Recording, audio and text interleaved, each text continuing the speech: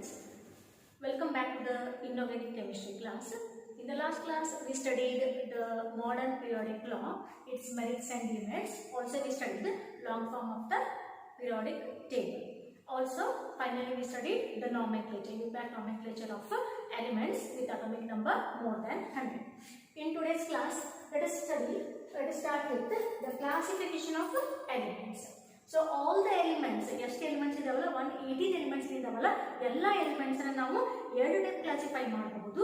First type is we can classify the elements into metals, non-metals and metalloids. ಇದು one type classification.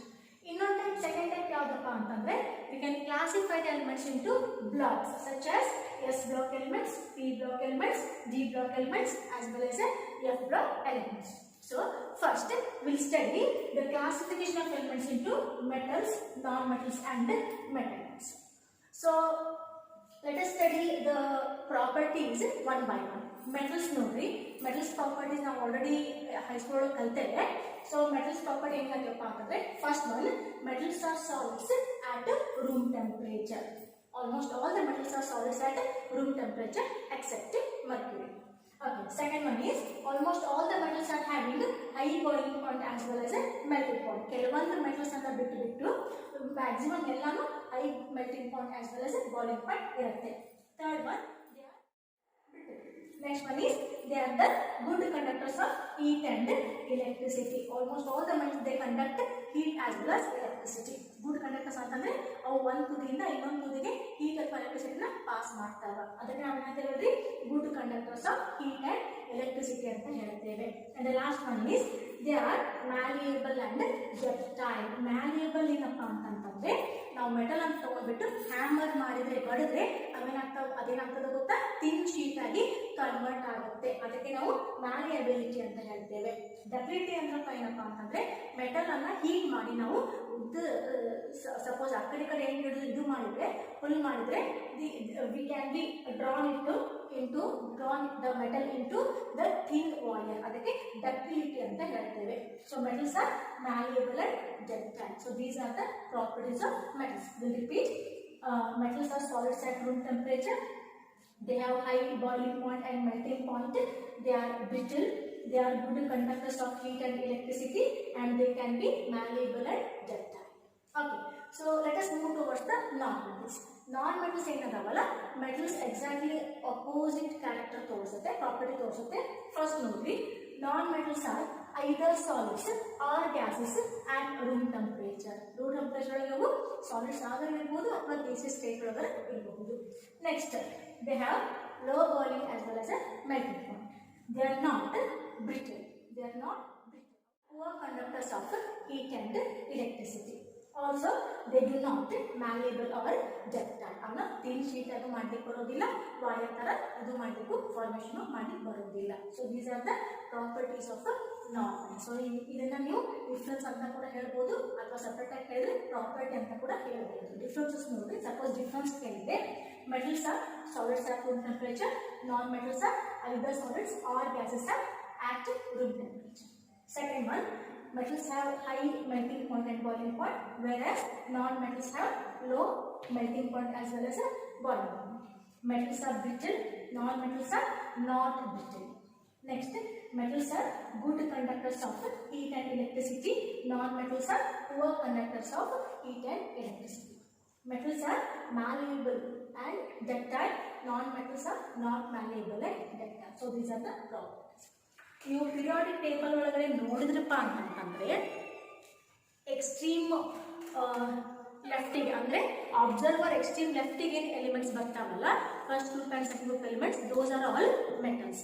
Virus extreme right ಸೈಡಿಗೆ ಅಂದರೆ 18 group 17 group ಏನು ಬರ್ತಾವಲ್ಲ, so these are all non metals. So ನೀವು periodic table ನೋಡಿದ್ರಪ್ಪ ಅಂದರೆ extreme ಲೆಫ್ಟಿಗೆ observer extreme ಲೆಫ್ಟಿಗೆ ಬರೋದು metals, observer extreme ರೈಟಿಗೆ ಬರೋದು non-metals. Means what? Metallic nature. Suppose in periodic table ಇದಪ್ಪ ಅಂತಂದ್ರೆ metallic nature ಏನದಲ್ಲ, this increases down the road. Metallic character ಹೇಳ್ಬೇಕಂತೆ ನಾನು. So this increases down the rope and decreases across the period. ಇದು metallic property. Whereas non-metallic property ಏನದಲ್ಲ, this decreases down the group and increases across the period. ಇದನ್ನ ನೆನಪಿಟ್ಕೊಳ್ಳಿ ಅಷ್ಟೇ. Okay. And the third one is metalloids. Metalloids have properties in between metals and non-metals. Metals and non-metals ಮೇಲೆ properties ಏನದಲ್ಲ ಅವು ಅಂತ elements ನಾವು metalloids ಅಂತ ಹೇಳ್ತೇವೆ. We can also call these metalloids as semi metals ಅಂತ ಹೇಳ್ತೇವೆ. semi conductors ಅಥವಾ semi metals ಅಂತ ಹೇಳ್ತೇವೆ. Let's start with the second classification, that is classification of elements into blocks. So depending on the electronic configuration, all the 118 elements are classified into 4 blocks, that is S block, P block, G block, F block. So classification of elements into blocks ಕಲಿಯೋಕ್ಕಿಂತ ಮುಂಚೆ let us have some revision about the atomic structure. ನಾವು already structure of atom ಬಗ್ಗೆ previous years ಒಳಗೆ ಹೆಸರೊಳಗೆ ಕಲಿತಿರ್ತೇವೆ. ಅದನ್ನು ಸ್ವಲ್ಪ revise ಮಾಡ್ಕೊಳ್ಳೋಣ. That will help us to classify the elements into blocks. So last year ನಾವು ಕಲಿತಿದ್ದು ಆಟಮ್ ಬಗ್ಗೆ ಕಲಿತೇವೆ, ಮಾಲಿಕ್ಯೂಲ್ ಬಗ್ಗೆ ಕಲಿತೇವೆ, ಕಂಪೌಂಡ್ಸ್ ಬಗ್ಗೆ ಕಲಿತೇವೆ. ಆ ನಂತರ ಇನ್ನೊಂದು ಯಾವ್ದು ಬರ್ತಪ್ಪ ಅಂತಂದ್ರೆ ಮಿಕ್ಸ್ಚರ್ ಬಗ್ಗೆ ಕಲಿತೇವೆ. ಸೊ ಆಟಮ್ ಅಂತಂದ್ರೆ ಕನ್ನಡ ಒಳಗಡೆ ಪರಮಾಣು ಅಂತ ಹೇಳ್ತೇವೆ, ಮಾಲಿಕ್ಯೂಲ್ ಅಂತಂದ್ರೆ ಅಣು, ಕಂಪೌಂಡ್ ಅಂತಂದ್ರೆ ಸಂಯುಕ್ತಗಳು, ಮಿಕ್ಸ್ಚರ್ ಅಂತಂದ್ರೆ ಮಿಶ್ರಣಗಳು ಅಂತ ಹೇಳ್ತೇವೆ. Will repeat. ಆಟಮ್ ಅಂತಂದ್ರೆ ಪರಮಾಣು, ಮಾಲಿಕ್ಯೂಲ್ ಅಂತಂದ್ರೆ ಅಣು, ಕಂಪೌಂಡ್ಸ್ ಅಂತಂದ್ರೆ ಸಂಯುಕ್ತಗಳು, ಮಿಕ್ಸ್ಚರ್ ಅಂತಂದ್ರೆ ಮಿಶ್ರಣಗಳು. ಓಕೆ. ಸೊ ಇದ್ರ ಬಗ್ಗೆ ಎಲ್ಲ ನಾವು already bridge course first video ಒಳಗಡೆ ಕಲ್ತಿದ್ದೇವೆ already. Okay. So will concentrate only on atom, that is ಪರಮಾಣು. ಸೊ ನಾವೇನ್ ಹೇಳ್ತೇವೆ ಹೇಳ್ರಿ, ಪರಮಾಣು ಅಂತಂದ್ರೆ ಮೂಲ ವಸ್ತುವಿನ ಅತ್ಯಂತ ಚಿಕ್ಕ ಕಣಕ್ಕೆ ಪರಮಾಣು ಅಂತ ಹೇಳ್ತೇವೆ. ಕಣದ ನಾವು ಆಲ್ರೆಡಿ ಕಲ್ತೇವೆ. ಮೂಲ ವಸ್ತುವಿನ ಅತ್ಯಂತ ಚಿಕ್ಕ ಕಣಕ್ಕೆ ಪರಮಾಣು ಅಂತ ಹೇಳ್ತೇವೆ. ಅದನ್ನ ಇಂಗ್ಲಿಷ್ ಒಳಗೆ ಏನಂತ ಹೇಳ್ರಿ, atom is a smallest particle of the element. Atom is a smallest particle of the element ಅಂತ ಹೇಳ್ತೇವೆ. ಇಟ್ ಈಸ್ ಫಸ್ಟ್ ಇಯರ್ ಏನಪ್ಪಾ ಅಂತಂದ್ರೆ it is immaterial of medium. ನೀವು ಕನ್ನಡವೂ ಕಲ್ತಿರ್ತೀರಿ, ಇಂಗ್ಲಿಷೂ ಕಲ್ತಿರ್ತೀರಿ, ಅದನ್ನೇ ಇದು ಸ್ಟಡಿ ಕಂಟಿನ್ಯೂ ಆಗ್ತದೆ ಅಷ್ಟೇ, ತಿಳಿತಾ. ಬಟ್ ನೀವು ಏನ್ ಮಾಡ್ಬೇಕಪ್ಪ ಅಂತಂದ್ರೆ ಎರಡೂ ಕ್ಲಬ್ ಮಾಡಿ ಓದ್ತಾ ಹೋಗ್ಬೇಕು, ವರ್ಡ್ ಬೈ ವರ್ಡ್ ಅಂಡರ್ಸ್ಟ್ಯಾಂಡ್ ಮಾಡ್ತಾ ಹೋಗ್ಬೇಕು. Okay. So let us learn about the atom. So atom ನೋಡ್ರಿ ಈ ರೀತಿಯಾಗಿ ಅನ್ಕೊಳ್ಳೋಣ. ಅದು ಕಣ್ಣಿಗಂತೂ ಕಾಣಿಸೋದಿಲ್ಲ, ಬಟ್ ಅನ್ಕೊಳ್ಳೋಣ. So this is the nucleus.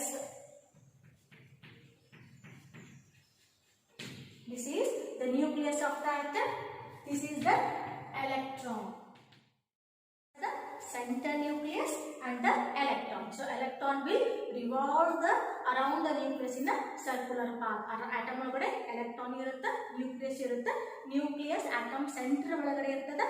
electron ಏನಂತಂದ್ರೆ ಸಪೋಸ್ ಚಾಕ್ ಎಲೆಕ್ಟ್ರಾನ್ ಅಂತ ಅನ್ಕೊಳ್ರೆ, electron will revolve ತಿರುಗ್ತಾ ಇರ್ತದೆ. nucleus around electron ತಿರುಗ್ತಾ ಇರ್ತದೆ. Okay. So nucleus consists of protons and neutrons. nucleus ಒಳಗಡೆ ಅಂತ ಹೇಳ್ರಿ protons and neutrons ಇರ್ತವ. ಅದಕ್ಕಾಗಿ ಇವೆರಡಕ್ಕೂ ನಾವು ನ್ಯೂಕ್ಲಿಯಾನ್ಸ್ ಅಂತ ಹೇಳ್ತೇವೆ. ಪ್ರೋಟಾನ್ಸ್ ಅಂಡ್ ನ್ಯೂಟ್ರಾನ್ಸ್ ನ್ಯೂಕ್ಲಿಯಸ್ ಒಳಗಡೆ ಇರೋದ್ರಿಂದ ನಾವು ಅದನ್ನ ನ್ಯೂಕ್ಲಿಯಾನ್ಸ್ ಅಂತ ಹೇಳ್ತೇವೆ. So protons are positively charge and neutrons are neutral in nature. ನ್ಯೂಟ್ರಾನ್ಸ್ಗೆ ಯಾವುದೇ ಚಾರ್ಜ್ ಇರೋದಿಲ್ಲ, protons are positively charge. Similarly, electrons ಏನಿದೆಲ್ಲ they revolve around the nucleus which is having negative charge. ಅದಕ್ಕೆ ನಾವು E minus ಅಂತ ಬರೀತೇವೆ. ಅರ್ಥ ಆಯ್ತಾ? So this is atom. Okay. So ಇದು ಪಾತಿನ ನಾನು ಹೇಳ್ತೀನಿ ನೋಡ್ರಿ, ಎಲೆಕ್ಟ್ರಾನು ನ್ಯೂಕ್ಲಿಯಸ್ ಅರೌಂಡ್ ತಿರುಗ್ತಾ ಇರುತ್ತೆ, ಇನ್ನು ಸರ್ಕ್ಯುಲರ್ ಪಾತ್ ಅಂತ ಹೇಳ್ತೇವೆ. ಈ ಸರ್ಕ್ಯುಲರ್ ಪಾತ್ಗೆ ನಾವು ಆರ್ಬಿಟ್ ಅಂತ ಹೇಳ್ತೇವೆ. We can call this one as a orbit or shell or stationary state or energy level ಅಂತ ಹೇಳ್ತೇವೆ. ನೋಡ್ರಿ ಎಷ್ಟೊಂದು ಹೆಸರಿದಾವೆ ಇದಕ್ಕೆ.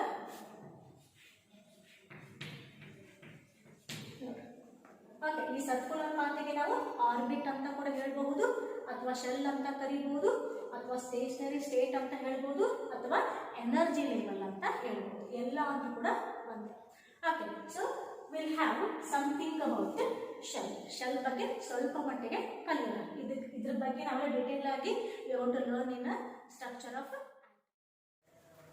ಓಕೆ. ನೋಡ್ರಿ, ಆಸ್ ಎಲಿಮೆಂಟ್ಸ್ ಹೆಂಗೆ ಚೇಂಜ್ ಆಗ್ತಾ ಇರ್ತಾವಲ್ಲ ಅದು ಅಟೋಮಿಕ್ ನಂಬರ್ ಕೂಡ ಬೇರೆ ಬೇರೆ ಇರ್ತವೆ. ಪ್ರತಿಯೊಂದು ಎಲಿಮೆಂಟಿಗೆ ತಂದೆ ಆಗಿರ್ತಕ್ಕಂಥ ಅಟೋಮಿಕ್ ನಂಬರ್ ಇರ್ತವೆ. Okay, atomic number nothing but number of electrons. ಅಂದರೆ ಹೆಂಗ ಝೆಡ್ ನಂಬರ್ ಇನ್ಕ್ರೀಸ್ ಆಗುತ್ತಲ್ಲ, ಅಟೋಮಿಕ್ ನಂಬರ್ ಇನ್ಕ್ರೀಸ್ ಆಗುತ್ತಲ್ಲ, number of electrons will also increase, hence number of orbits will also increase. Okay, so number of orbits ಅನ್ನು ನಾವು n ಅಂತ indicate ಮಾಡ್ತೇವೆ. That is called the principal quantum number.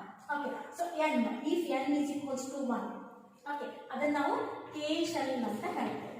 First orbit ಅನ್ನು ನಾವು k shell ಅಂತ ಹೇಳ್ತೇವೆ. If n is equals to 2, that indicates it is a second orbit. ಇದನ್ನು ನಾವು k ಆಗಿಂದ l ಶೆಲ್ ಅಂತ ಹೇಳ್ತೇವೆ. If n is equal to 3, that is m shell. If n is equal to 4, that is k l m n shell and so. ನೋಡ್ರಿ, n is nothing but it's a principal quantum number. We can say it's a number of orbits ಅಥವಾ shell ಅಂತ ಕೂಡ ಹೇಳ್ತೇವೆ.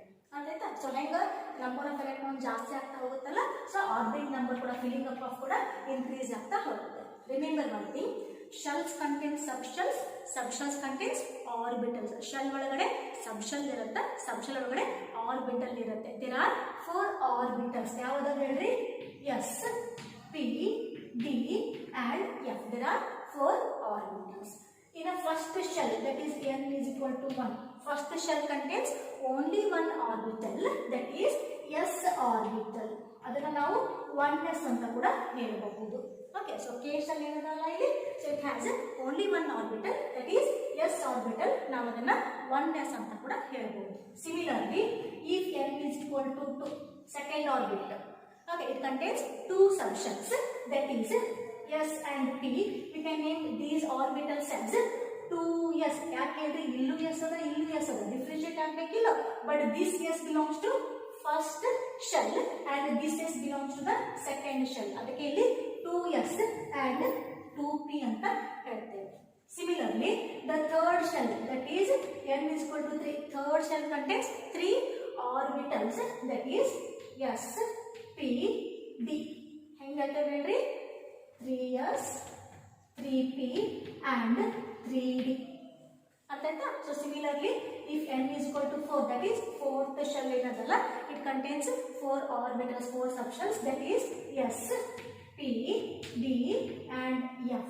ಅದನ್ನ ಹೆಂಗೆ name ಮಾಡಬಹುದು? 4s ಅಂತ ಹೇಳ್ಬೋದು, 4p, 4d and 4f and so on.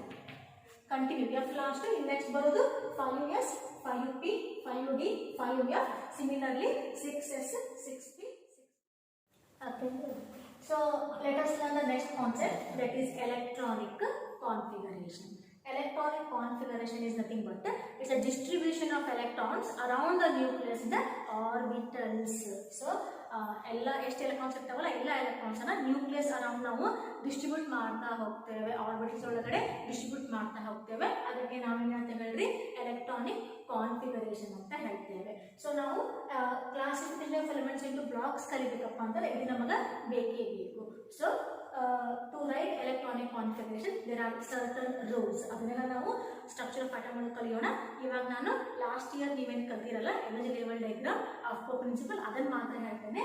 So we know first orbit has 1 orbital, that is 1s. Second orbit has 2s and 2p. Okay, so third orbit has 3s, 3p and 3d orbitals. Similarly, fourth orbit has 4s, 4p, 4d, 4f and fifth has 5s, 5p, 5d and 5f. So similarly you can write it is a 6s, 6p, 6d, 7s, 7p and so. Okay, so ಇಲ್ಲಿ ನೋಡೋಣ. So we have to start with like this. ನೀವು ಅಪ್ಪ principal ತಗೋಬೇಕಂದ್ರೆ ಏನನ್ನು ಪಡ್ಕೋಬೇಕು? Will start arrow mark ಹಾಕ್ತಾ ಹೋಗ್ರಿ. 1s 1 ಬರುತ್ತೆ. Next ನೋಡಿ ಕ್ರಾಸ್ ಮಾಡಿ ಡೈಗೋನಲ್ ಹಾಕ್ತಾ ಹೋಗ್ರಿ. ಸೊ ಯಾವ್ದು ಆರ್ಬಿಟಲ್ ಬರುತ್ತಾ ನೋಡ್ಕೊಳ್ರಿ ಅಷ್ಟೇ.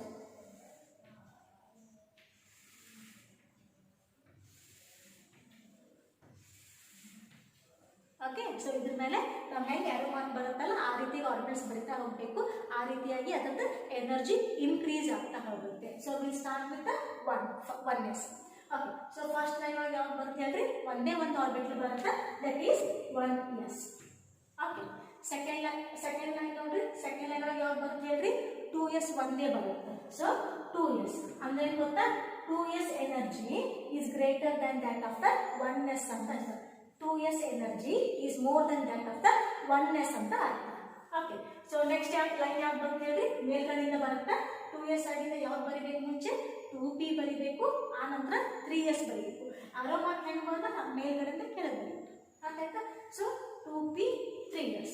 ನೆಕ್ಸ್ಟ್ ಬರೋದು 2p 3s ಅಂದ್ರೇನು, 2s energy is less than that of the 2p than 3s. ಅರ್ಥ ಆಯ್ತಾ? ಸೊ ಸಿಮಿಲರ್ಲಿ ನೆಕ್ಸ್ಟ್ ಯಾವ್ದು ಬರುತ್ತೆ ಹೇಳ್ರಿ, ನೆಕ್ಸ್ಟ್ ಲೈನಿಗೆ ಹೋಗ್ರಿ, 3p 4s. So 3p energy less than 4s. 4s ಆಗಿಂದ 3d ಬರುತ್ತೆ. ಅರ್ಥ ಆಯ್ತಾ? 4s ಆಗಿಂದ 3d ಬರುತ್ತೆ means what, so this is 3d. Okay. ಆ ನಂತರ 4p ಇಲ್ಲಿ ಕೆಳಗಡೆ ಬರೀತೇನೆ, 4p ಆಗಿಂದ 5s. ನೆಕ್ಸ್ಟ್ ಯಾವ್ದು ಬರ್ತದೆ ಹೇಳ್ರಿ, 4d whose energy is less than 5p which is less than 6s less than 4f. ನೋಡಿ, 6s energy is less than 4f. Okay. ಆ ನಂತರ ಯಾವ್ದು ಬರ್ತದೆ ಹೇಳ್ರಿ, 4f ಆಗಿಂದ 5d ಬರ್ತದ, 5d ಆಗಿಂದ 6p ಬರ್ತದೆ, 5d ಆಗಿಂದ 6p ಬರುತ್ತೆ, 7s and so. Okay. So ಇದು ಇನ್ಕ್ರೀಸಿಂಗ್ ಆರ್ಡರ್ ಆಫ್ ಎನರ್ಜಿ ಒಳಗಡೆ ನಾವು ಎಲ್ಲ ಆರ್ಬಿಟಲ್ಸ್ ಅನ್ನ ಬರ್ಕೊಂಡಿದ್ದೇವೆ. ಅರ್ಥ ಆಯ್ತಾ? ಸೊ ಎಲೆಕ್ಟ್ರಾನಿಕ್ ಕಾನ್ಫಿಗರೇಷನ್ ಬರೀಬೇಕಪ್ಪ ಅಂತಂದ್ರೆ to remember the one basic rule that is called aufbau principle. Okay. So aufbau principle ಏನಾಗುತ್ತೆ ಹೇಳ್ರಿ, electrons are distributed, they are arranged in the increasing order of the energy of the orbitals. Electrons ಬೇರೆ ಬೇರೆ orbitals ಹೋಗಬೇಕಲ್ಲ, ಹೆಂಗೆ distribute ಆಗ್ತಾವಪ್ಪ ಅಂತಂದ್ರೆ orbital energy ಮೇಲೆ depend ಇರುತ್ತೆ. So it the distribution of electrons, arrangement of electrons takes place in the increasing order of the energy of the orbital. So this is the Aufbau principle. So ಈ principal ಮೇಲೆ electronic configuration depend ಇರುತ್ತೆ. Okay. So in next class we'll start with the electronic configuration of the groups. Group wise ಕಲಿಯೋಣ. Depending on that we can classify the elements into blocks. We'll continue in the